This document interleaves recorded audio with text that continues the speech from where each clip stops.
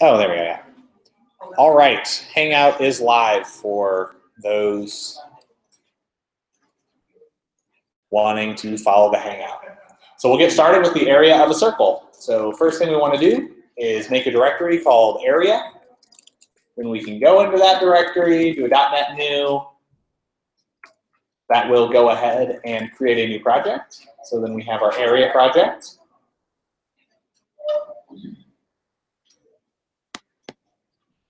We can click this button. And not now, don't do that. So then here we go. Leave my little terminal down there. So we have a program. We will go ahead and call this program area.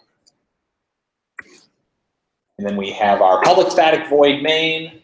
Remember, this is the entry point for all C# programs. This is sort of the magic incantation that allows it to work.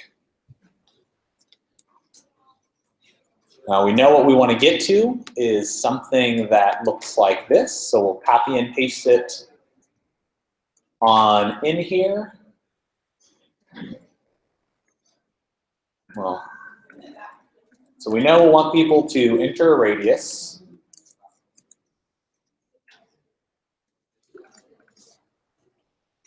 And we can do that with a console.write.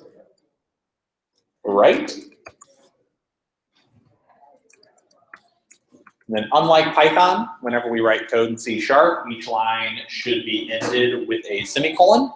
If you've ever written any C or Java code, that will be familiar to you. If not, that's totally fine. JavaScript also requires semicolons at the end. Technically, you can write JavaScript without it and it will do it for you, but there are instances where that doesn't work out. But all in all, we have a circle with radius, fill in the blank, is another fill in the blank. So this will be a console.write line as we want to do it. And this is one thing that, if you notice, I actually completely typoed that. One of the things that's nice about using editors that have a little more sophistication, so your Visual Studio 2015 will also do what mine just did there. Whenever you typo and hit enter, it sort of realizes what you really wanted and it fixes it for you. We no longer need hello world. So now we have sort of the skeleton. We know we're going to have them enter a radius, and we're going to write out the message of that radius. I like to start programs with as much, sorry I did this previously, with as much skeleton code as I possibly can. It doesn't necessarily do anything yet, but it gives me a good feeling at least having to have accomplished something. So it makes me feel better about myself while I'm writing the code. And it gives me the structure of where I then know where to put things. So we know that our objective is to find the area of a circle given the radius. So in this case, we know we need to get the radius and show the area. So the first thing we want to do, get the radius from the user. So we will declare that we need a double. The double is the type in C# that allows you to have something with a decimal after it. So we will call this radius. And from there, we will go ahead and read in what the user sends. Now, if we'll notice, this is complaining, so I get a little red line, because I'm attempting to assign the result of read line, which is a string, to a double that is radius. So what I'll need to do is convert that. So we'll do double.parse, what the user gives us, and then there we will have a radius.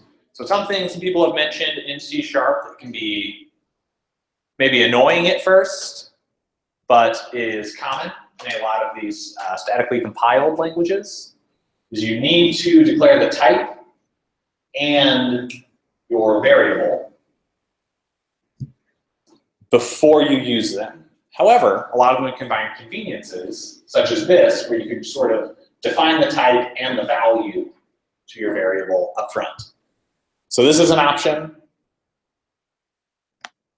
What I sort of recommend a fair amount of the time for these languages is if you know you're going to need it and use it, go and declare it so people know, okay, these are the values we're going to use. And then when they go to read through your code, they can know, all right, changes to radius will happen after this point. So now we have the radius. Next up, we know we're going to need an area.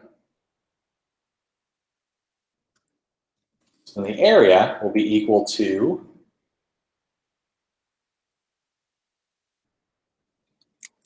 I'm going to Google something really quick.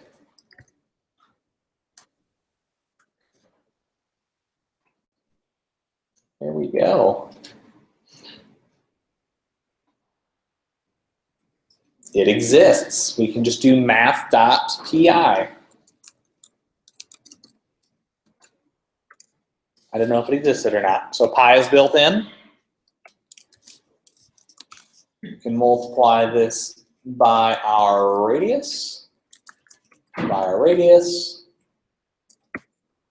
that will be the area.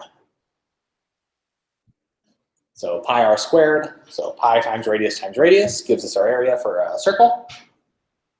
And we'll do right line to sort of write out the message. However, this message is a little bit long, so I sort of like to declare those so that when I do go to write them out, I can do a string.format message radius area. We know that because in our message here, we say the area of a circle with radius something is something. So assuming I have not messed up, this should work. So .NET run.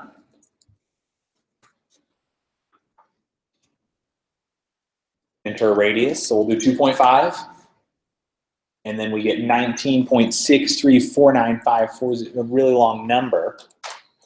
Whereas the example wanted us to sort of just go out to 3 decimal places, which we can actually do. So the way to look that up, you can do a C#. I keep spelling the word sharp out. You actually shouldn't do that. The large reason I spell it out everywhere in what you might read is because the editor that I use to sort of code out my notes, if I use that little pound symbol, it changes the formatting. So it's actually a very bad reason on why I do it, but it messes up the formatting of the documents that I type my notes in. So I always spell the word sharp out. Actual developers don't. So I'm not a real developer. So C#, string format to 2 decimal places. Google knows what we want. So then we can come here, and as I thought may work out, much like the string format in Python, you sort of, and it's very similar to another language, probably won't use it anytime soon, called Golang, but you can sort of give the format you want to see.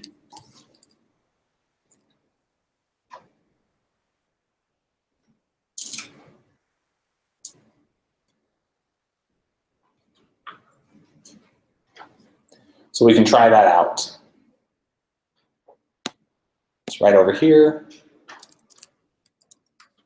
We can see 3 decimal places. We'll see if that does what we desire.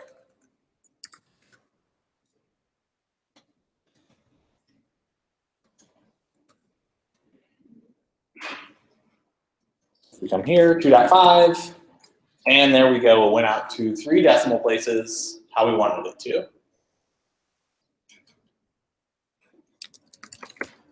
Something I am going to attempt to do more in this unit is show you the way that I find answers, both day to day and when I'm planning for this class, so that you can sort of see that it's not really about memorization. A lot of the times it's about knowing how to find what it is you need to do. So you can understand the problem you're solving, but you may not know the syntax or the specific curly braces or whatever you need to put somewhere. You understand the problem, but maybe getting that specific piece of esoteric syntax, like here, :0 point, hashtag, pound, tic-tac-toe sign. Or you could just all call them pound, pound, pound.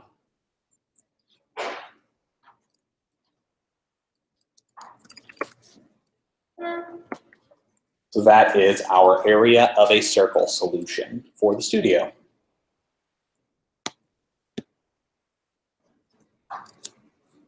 Any questions on that before we move to the content for this evening? All right, well, this is content for this evening, but it's not as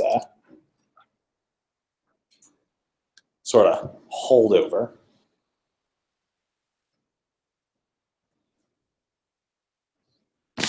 So based on the groups,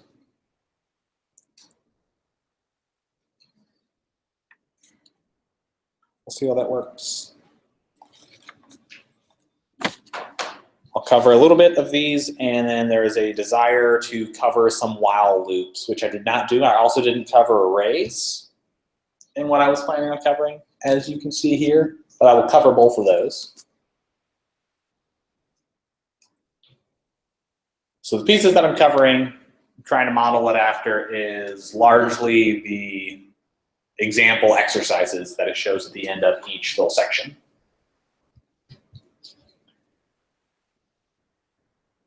And the first one we'll go over is the list example that I have here. So I'll close this program.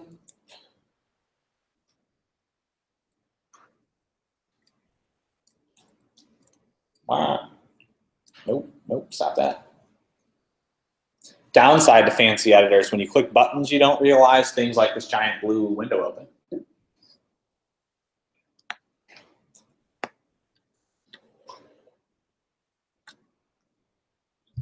All right, so what this example does is it goes and sums up a random list of integers. It shows you the sum.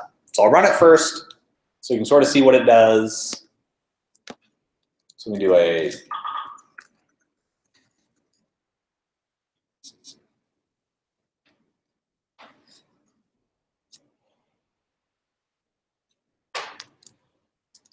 what is this? I just list. There we go. What's the example? And as someone has been kind enough to point out, much like Python, there are other options for doing exponentiation. It's actually similar in C# to what it is in JavaScript. So in this case, r squared, which is to say take radius and multiply it by itself. You can also do that using the same math library. You can do math.pow, which shows return a specified number raised to the specified power. So in this case, we could say radius raised to the second power. And we can come in here, do a .NET run. Get a 2.5, and we end up in a similar boat where we have that 19.635. And then we're also taking advantage of more of the built-in pieces of the language.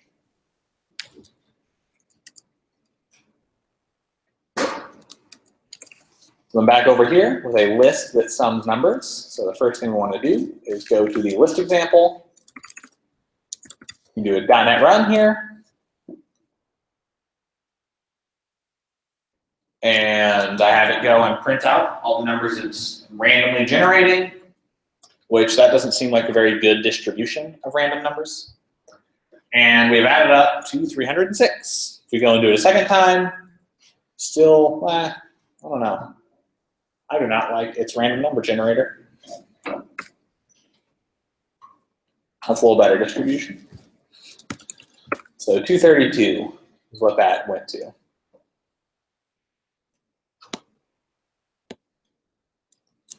So two things I wanted to demonstrate here are the use of random. So just like Python, C# has a random module that you can use to go and get random values. Integers, doubles, it can also do choice, much like Python could whenever you go over a generic collection. In this case, we are using it just to get random numbers. So we're setting it up in the beginning. We're going and saying, all right, we're going to use a new random generator. We're going to have a list of integers, which will be our numbers to sum. And then we will have a random number each time. We're going to go through our loop here in a second. Well, a random number that we're going to end up creating, which will come from using the random library. And then we will have a sum, which currently equals 0, because we don't have any numbers yet. Then as this comment suggests, we will begin creating numbers. And right now, we're only creating 10 of them. Start at 0, I less than 10, I plus plus. So this is one of the first examples I wanted to show of more of the syntax. So this one is showing the for loop. The syntax for a for loop, sort of this generic for loop, is much different than what you see in Python. In C#, it's much like a lot of your other C languages, where you have your initial start value, your condition for ending the loop, and then how you decide to increment or continue forward within your loop. It is similar to how you can use the range function in Python, but it is very different in what it will allow you to do. You have a lot more freedom in what you can set up in this for loop structure than you can with any for loop in Python. So it's another reason some people prefer languages similar to C#, is you have a lot more freedom in some of these control structures to sort of make more interesting loops. And if you're more curious about that, you can Google around for algorithms that specifically do take advantage of this middle section here, how it goes and determines how to end the for loop. I don't want to derail us, but you can gain a lot of efficiencies in sort of going over large bits of data or data processing by having this fine, granular level of control when you're going over data. However, in this case, we're just creating numbers. So we go and we use the random.next, generate a number that is from 1 to 50. We'll generate a random number in there, and that's where we needed a random num. Because I don't like to do everything in one line, is why I needed that temporary variable. It's not used anywhere else, other than to numbers to sum.add. So numbers to sum is a list that we declare just above. The list has the add method on it. And as it mentions, it allows you to put a number item, another item onto the list that you've created. And because I wanted to know my program was working, I wrote this console.write statement that goes and spits out each one of the numbers. So if you notice, I started off here with the creating numbers. And then I show each number that's happening there. That's what pops up there. And the reason I use console.write is I didn't just want that random new line jammed in there. And I wanted to know that the numbers were actually being random and I didn't mess up in the example. And the next bit that I did uses a for each loop. For each is effectively what the for loop does in Python whenever you say for item or for fruit in fruits or for vegetable in vegetables. If you remember all my awesome warehouse examples, Probably missed those, I know. So here allows you to have something a little bit more similar to what you were used to in Python. For each item in a collection, do something. Reads a little bit more like an English sentence. For each number and numbers to sum, go and do something. The key difference here is you do need to declare the type of what you're iterating. Meaning, right here, as we go numbers to sum, you need to tell it what I'm going to be using as an integer. So you can say int num in numbers to sum, and then down below here, I just go and add it to the sum using the plus equals shorthand. I haven't encountered many languages that do not have the shorthand for saying add this number, assign this number to itself plus another number.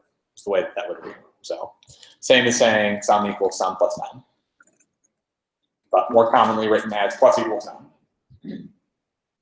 So I declared sum up above as an integer equal to 0. And then in that for each, went over every number and the random numbers that we created. And then finally go and print them out. And this might look a little weird, but I did that /n to force a new line in there. That's probably not the best way to do it, but I generally don't focus on the best way to do something at work. I often focus on the okay to works way and then improve upon it. So if other people have better ways to improve upon this, you are encouraged. You are encouraged to make the example better.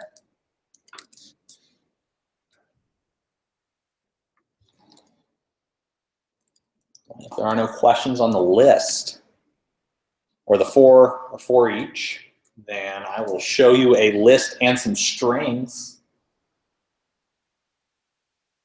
Some pretty exciting data types here. I'm going to pick it up a little bit though, because I'm running short of time. So if I recall, right, this is the example that goes and takes a list of words and prints out every one of them that has 5 characters. I changed it up a little bit, and what it does here is it will go and print out any of the words that have the length of what you tell it. So the way this little tiny program works,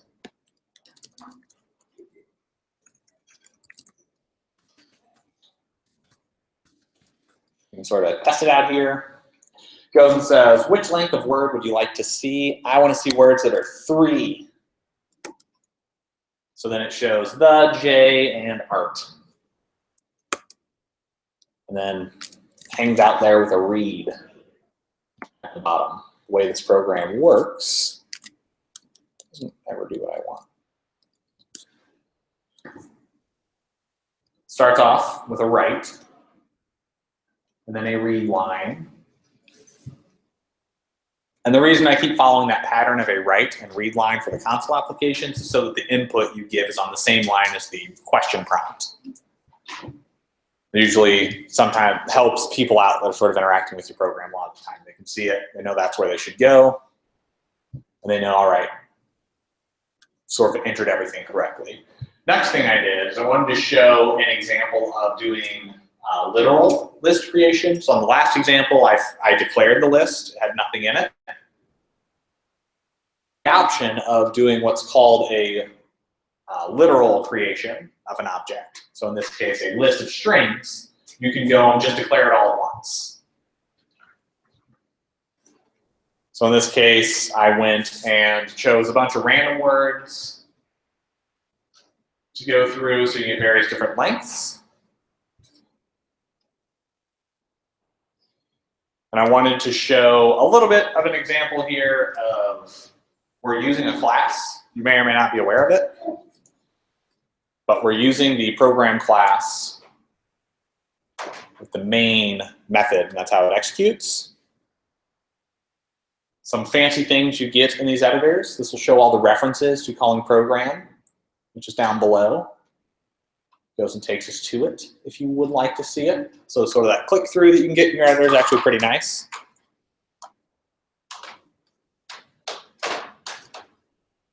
So I went and made a method. So in the same way, it's a public static void method, with meaning anyone can use it that has our program class. It doesn't ever change, and it returns nothing when it is called. And it takes as its parameters words and count. And that's sort of exactly what you saw. It takes the count, length of the words that you want, and the words in our list. So initially, a word count is 0, and then we do a for each over our string word and words. And then here we throw in an if condition to say that if the word dot length is equal to the count, then we go and write out that word and we increase our word count. And I use that word count so that below, if that word count is ever equal to 0, I print out a more helpful message that says, oh, no words matched your count. So if we were to run it and correctly go into the right directory,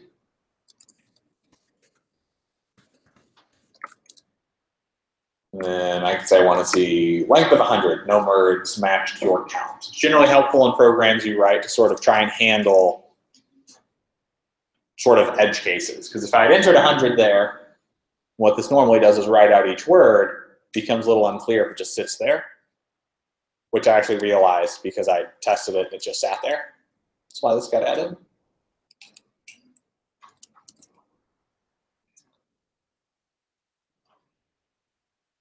And the last example to cover is the dictionary and a do while. So this covers the entering of students modified to have their name and ID. So much like a lot of the other programs, we go and we declare the variables we're going to use up top. So we have dictionary, whose key will be a string and whose value will be an integer. And we use a do while because we know that we want to grab user input and we want to do it at least once every single time. We want to ask the user if we're going to have a student. So this is a very common case for why you would use a do while. If you know you need some kind of information from a user or a system, it is common to say, all right, try to get that information, and while I don't have that information, or while they haven't stopped sending us information, keep trying to get it. So in this case, we consider it them not sending us any information anymore whenever they just hit enter and it gives an empty string as a student's name. This works much like the examples that were in the pre-reading. Prints out the name, goes read line, if the student is empty there. Then we don't do this, we exit the loop. Then at the end, we do a for each.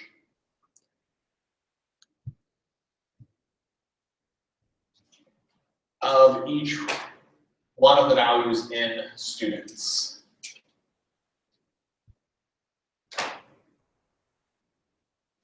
And what this goes and says is we're declaring that we're going to have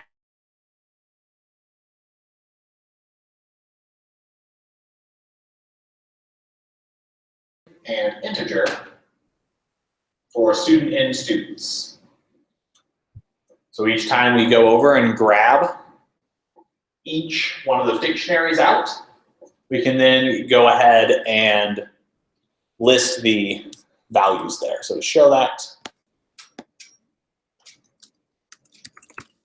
real fast, we can run it. It's comes here. So we can have a student, we'll give them a random ID.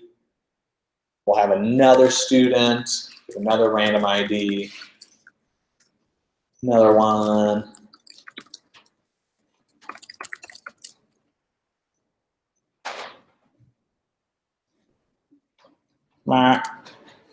This is why you don't allow random input. I entered, you actually don't care. You should not worry about that error. I broke it.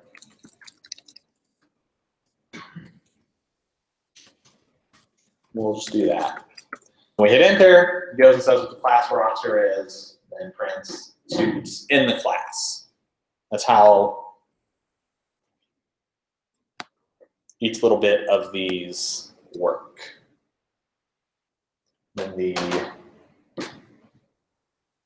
studio for this evening, counting characters, and then also our starting assignment. But starting assignment, I will not get to cover because I'm already leaving it right just now. The goal for tonight's studio, you can read it, is to count the characters in a given block of text. And the key piece here is to determine what sort of data structure you should use to go and count the characters in a block of text. And what you want to output is very similar to one of the studios we did in the Python unit. Print out each character as well as the count of that character in the block of text you are given. And then as a bonus, you can attempt, this is the most far-reaching bonus, attempt to read that input from a file on your computer if you want to go the extra mile.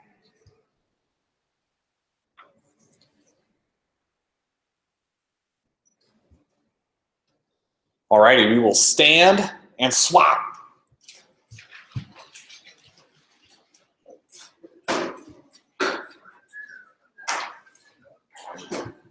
That was the last cover. I will wander around for answers, and if you have more questions, and if you do want me to go over arrays, I can do that with you.